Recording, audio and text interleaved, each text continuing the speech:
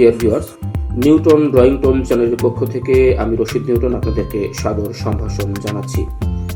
চিত্রশিল্প এমন একটি শিল্প যেটির মাধ্যমে আমাদের মনের ভাব যেমন প্রকাশিত হয়, তেমনি আমাদের ভাবনাও কিন্তু বিকশিত হয়। অর্থাৎ আমরা যা আমাদের অন্তর্লোকে যে ছবিটি ভাসছে সেটি কিন্তু আমি ক্যানভাসে অর্থাৎ কাগজে ফুটিয়ে তোলবার কিন্তু চেষ্টা করি।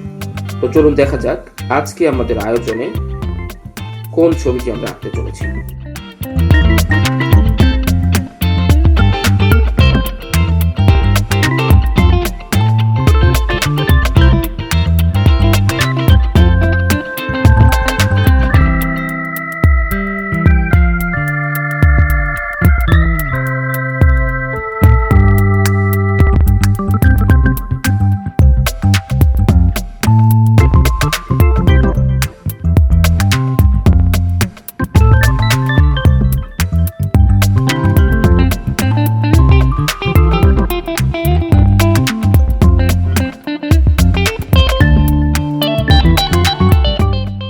ছবি আঁকার কিন্তু কিছু নিয়ম কানুন রয়েছে।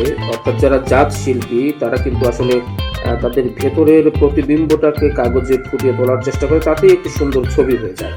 তবে কিছু নিয়ম কানুন কিন্তু রয়েছে, আর্টেরও কিন্তু কিছু গ্রামার রয়েছে।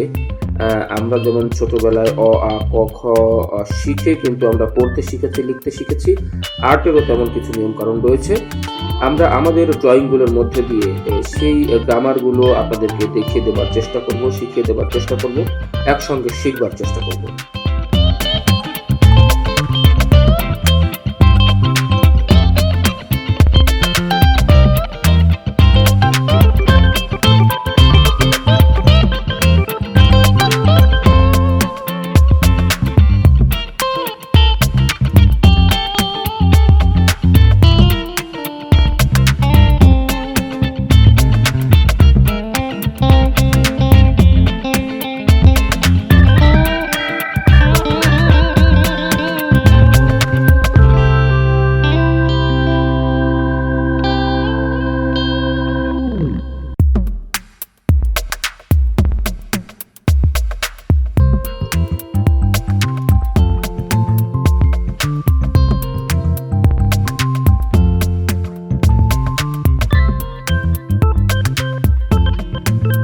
ড্রয়িং এমন একটি শিল্প, অর্থাৎ চিত্রাঙ্কন এমন একটি শিল্প যার মাধ্যমে আমাদের প্রতিভা যেমন বিকশিত হয়, প্রকাশিত হয়, তেমনি আমাদের ভেতরের যে একটি আকুতি, অর্থাৎ মুখের ভাষা ব্যবহার না করেও পেন্সিল, পেন বা রং তুলিতে যে মনের ভাব ব্যক্ত করা যায়, এটি কিন্তু ড্রয়িংয়ের একটি অন্যতম বৈশিষ্ট্য।